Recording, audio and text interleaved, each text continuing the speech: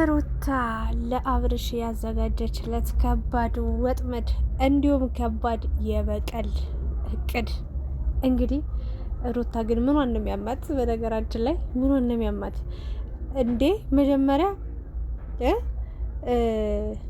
ኧረ ምን ይባላል? ምን አይነት ጉድ ነው የምትሰሙ? ወይ ጉድ! ይህን ወንድ በቃ ቤቷ ውስጥ እየጠራች በቃ እንደፈለገች ታንጫጫዋለች፣ ታንጋጋዋለች አይደለ? በጣም የሚገርም ነገር። ትናንትና ከትናንት በፊት ደስታ መጦ ከኔ ጋር ሁኝ ሲላት አልፈልግህም፣ እኔ በቃ አልፈልግም ብላ ከአብርሽ ጎን ቆማ አብርሽ አለውልሽ ብሎ እንግዲህ ያን ልጅ በቃ አባሮት ነበረ። ከዛ ደግሞ ድጋሚ ደግሞ ከዳኒ ጋር ሆና ደስታ መጣ። ደስታና ዳኒ ተጣሉ። የኔ ናት በመባባል ደስታም በጣም በጣም ከባድ እንትን ውስጥ ነው ያለው፣ የሆነ እልህ ውስጥ። ለምን ብዙ ዋጋ ከፍያለሁ እያለ ነው የሚገኘው። ስለዚህ የግዴታ እሷ እኔን መቀበል አለባት ነው እያለ ያለው። ዳኒ ደግሞ በቃ ውጣ፣ አንተ ማነህ እዚህ ቤት የምትመጣ አንተ ማነህ ብሎ ሁለታቸው እየተጣሉ እያለ አብርሽ መጣ ድንገት ማለት ነው። ከዛ አብርሽ መጥቶ ደግሞ ደስታን በስንት ግልገላ በስንት ጸብ አስወጣው። መጨረሻ ላይ ደግሞ ዳኒን ውጣ፣ ይሄ ቤት ያንተ አይደለም፣ ይሄ ቤት የእሷ አይደለም፣ የኔ ቤት ነው። ሲመጣ ልጄን በሰላም እንዳይበትስ፣ ልጄ በሰላም እንዲያድግ ሰላም እንዲሆን ነው። ከፈለግሽ ወንዶችን እየወጣሽ ማግኘት ትችላለሽ፣ እዚህ ቤት ግን ወንድ አትሰብስቢ ስላት፣ ኧረ እባክህ ያንተ ቤት ማን ያደረገው ብለው እንግዲህ ወደ ዳኒ ደግሞ ተጠጋች። ግራ የገባው ነገር፣ የምታደርገው ነገር ሁሉ ግራ የገባው የሆነ እኔ እንጃ ሩታ ምን እንዳሰበች አላውቅም። እዚህ ጋር የሄርሜላ ሳቅ አሳቀኝ፣ እግዚአብሔርን ነው ብላችሁና አሁን ላይ ያንን ነገር ሁሉ ካደረገች በኋላ በቃ ካንተ ጋር መሆን አልፈልግም፣ በቃ ልሄድ ነው፣ ልጅህንም የማየት መፍትሄ የለም፣ ወደ ውጭ ይዤው ሊሰደድ ነው፣ ልሄድ ነው ስትለው ነበር። አንቺ ሂጂ የፈለግሽበት ሀገር አልፈልግሽም፣ ልጄን ግን የትም ቦታ ይዘሽው እንድትሄጂ አልፈልግም ማለት መፍትሄ ነው ይዤ መሄድ። አንድ ህጻን ልጅ እስከ 6 ዓመት እስከ ምናምን እስከዚህ ወር ከእናቱ ጋር የማደግ መፍት አለው። ስለዚህ መፍትሄ ነው የትም ሀገር ይዤው መሄድ አለው ብላ እንግዲህ በልጁ ስታስፈራራው ነበረ። በስተመጨረሻም ዝም ተብሎ አሁን ላይ ደግሞ ከሄርሜላ ጋር ስፖርት አብረው እየሰሩ አብረው እየዋሉ አብረው ጥሩ ነገሮችን እያሳለፉ እያለ በመሀል መጣችና ደግሞ ሀሳቤን ቀይር ያለው አብርሽ እንደ ዶሮ እንደ በፊቱ የሚሆን ከሆነ አብሬ እሆናለሁ ዋው ብሎ በቃ በደስታ አቅፎ እንዲቀበልሽ በቃ ባንዴ ሄርሜላ እንዲሸመጥጣት ነው።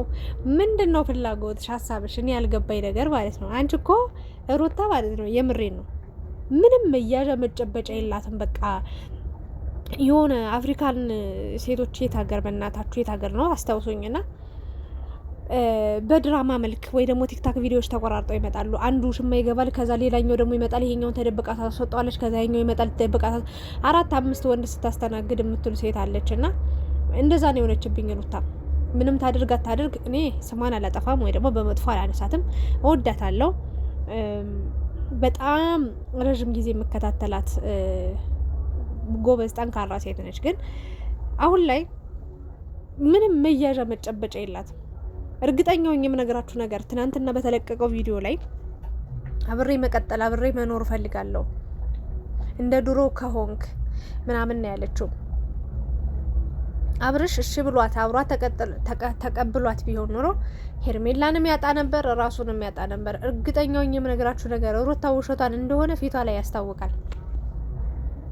ከልቡ አሁን እሷ የሆነት ከልቧ የሆነ በቃ ይቅርታ አድርጋ ወይ ደግሞ ይቅርታ ጠይቃ አብራ መቀጠል ብትፈልግ ኖሮ እንዴት ይሄ ሀሳብ እንዴት አነሳሳሽ ወይ ደግሞ ይህንን ውሳኔ እንድትወስኝ ምን አነሳሳሽ ስትባል አይ በቃ ሁሉንም አየሁት ወጣው ወረድኩ ያንም ይሄንም አየሁትኝና ከትዳሬ ዋጋ ከከፈልኩለት አብሮኝ ከኖረው ከልጅ አባት የሚበልጥብኝ ነገር የለም። በቃ ሁሉን ነገር እንተው እንርሳውና በፊቱን አብረን እንድንቀጥል እፈልጋለሁ ብላ ማስተባበያ መስጠት ስትችል ምን አደረኩ? ባለፈው እንደዚህ ያደርገሽኝ ጋሽዬ እንኳን እግርሽ ስር ወድቆ እየለመነሽ እምቢ ብለሽ የሄድሽ ሰው ነሽ። እኔንም በጣም ለምነሽኝ ብዙ ነገር ብለሽኝ እሺ ብዬ ልቤን ከፍቼ ደግሞ ድጋሚ ካንቺ ጋር ሆኜ አላቅም ብለሽ አባረርሽ ሰው ነሽ። እየተጫወትኩብህ ነው እየቀለድኩብህ ነው ብለሽ አባረሽኛል። ስለዚህ ድጋሚ ላምንሽ አልችልም ነው እያላት ያለው አብርሽ። በጣም ትክክለኛ ነገር ነው ያደረከው። በቃ እኔ መጣላታችሁን መለያየታችሁን አልፈልግም፣ ግን ሩታ እመኑኝ፣ አሁንም በቀል ላይ ናት። ምንም አልጠገበችም። በቃ በቀል ላይ ብቻ ነው የምታስበው ላይ እና ደስተኛ የሆነች ትመስላለች። አለባበሷ ምናምን እንደምታዩት የሰውነቷ ግን ውስጧ ደስተኛ አይደለም። ምክንያቱም የእሷ የምትለው አንድ ሰው የለም። ዳኒም መጣል ጓ እያለ ነው፣ ገጭ እያለ ነው ይሄዳል። ነገር ደስታም መጣል ጓ እያለ ነው፣ ገጭ እያለ ነው ይሄዳል። ከዚህ በፊትም የመጡትም ሄደዋል።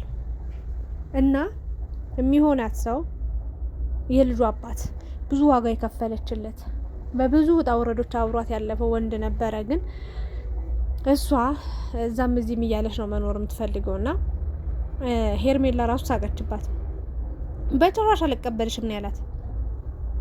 ጥሏት ነው ሄደው ሄርሜላን መርጦ እና ሄርሜላም ከአንድ 2 3 10 ጊዜ ጠይቂያት ከዚህ ልጅ ጋር አብረሽ መሆን ትፈልጊያለሽ ወይም ደግሞ እንደዚህ ብዬ ስነግራት አልፈልገውም ውሰዱ ብላኝ ነበር አለች።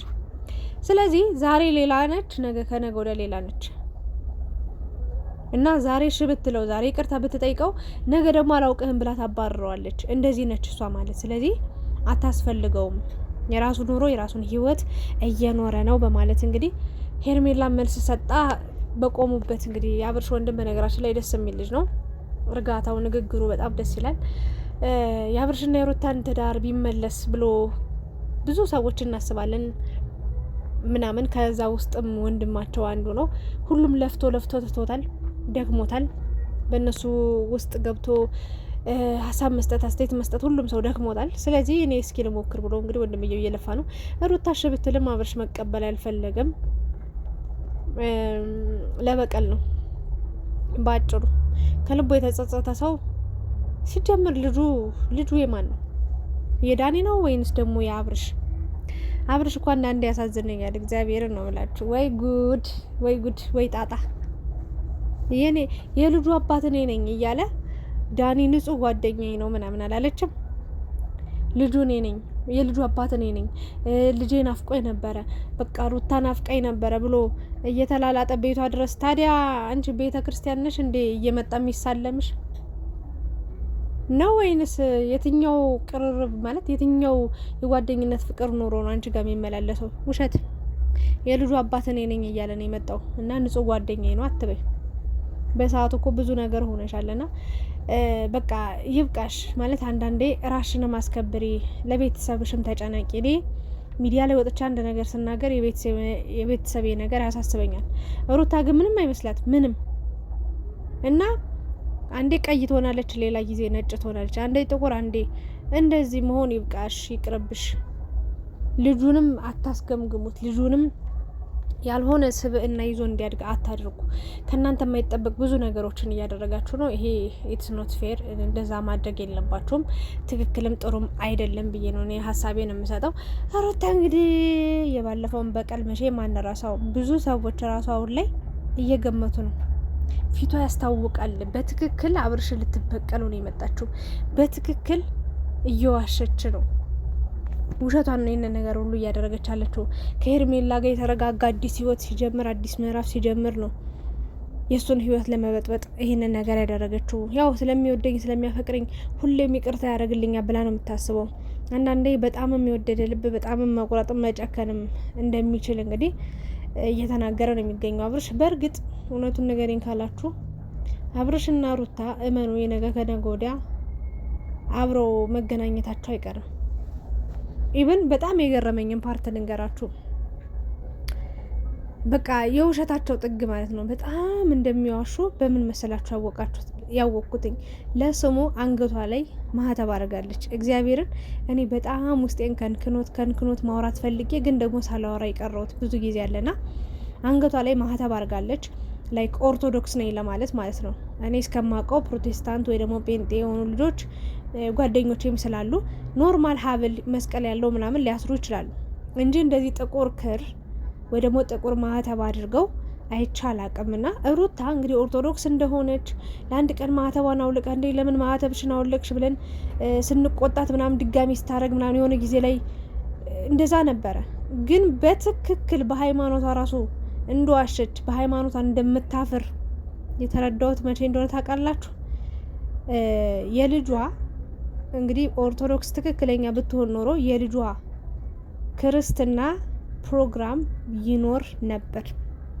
ግን የውሸቷን ጥግ በሃይማኖታቸው እንኳን የሚያፍሩ ሰዎች ነው ያሉት። እግዚአብሔርን በጣም በጣም የገረመኝ ነገር በሃይማኖቷ በእምነቷ ታፍራለች። በቃ ይቅርታ የእምነቱ ተከታዮች ልትኖሩ ትችላላችሁ፣ ግን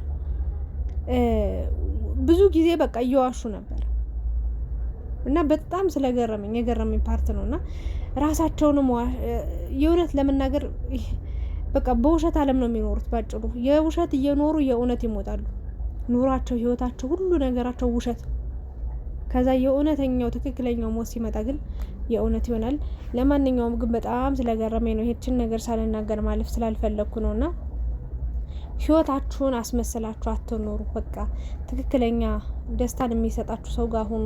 ትክክለኛን ደስታ የምታገኙት ቦታ ታገኙ። ከዛ ውጭ ግን በቃ ያልሆናችሁትን ሆናችሁ ለመኖር ለመታየት አትሞክሩ። ሩታውን ያኔ ለምን ማህተብ ሲባል አይ እኔ እኮ ፕሮቴስታንት ነኝ ወይ ደግሞ እኔ ጴንጤ ነኝ ወይ ደግሞ እንደዚህ ነኝ ብላ ብትናገር የምሬ ነው፣ ምንም የሚቀነስባት የሚቆረጥባት ምናምን ነገር የለም። ግን እሷ ኦርቶዶክስ እንደሆነች ነው የምታስመስለው። ለምን እንደሆነ አላውቅም፣ ፈጣሪ ነው የሚያውቀው። ለማንኛውም ግን በእምነታችሁ አትፈሩ። እኔ እንዲህ ነኝ ብሎ ለመናገር እንትን አትበሉ ለማለት ነው። ኤኒዌይስ ግን ያው ሩታኔ አብርሽን ድጋሚ ለመጉዳት ድጋሚ በቃ እሱን ለማበሳጨት እንጂ ምንም አዲስ ነገር ወይ ተለውጣ ወይ ተቀይራ በዚህ ፍጥነት ጥሩ ነገር አስባ ነው ብዬ ለማሰብ ይከብደኛል። ከዳኒ ፊት ራሱ በጣም ብዙ ነገር ስትለው ነበረ። ስለዚህ አይመስለኝም አብርሽ መሸወድ የለብም። ድጋሚ ከራስ ጋር ተማከር። በእርግጥ ያው ጊዜ ይወስዳል፣ ጊዜ ይፈጃል እንጂ ተመልሰውም አንድ መሆናቸው አይቀርም። ግን ደግሞ አብርሽ ድጋሚ ስህተት እንዳትሰራ ተረጋግተው ወስን ለማለት ነው የምፈልገው የምወደው። እናንተስ ምን ተሰማችሁ? ምን አሰባችሁ? የእኔ ሀሳብ አስተያየት እንግዲህ ይህንን ይመስላል።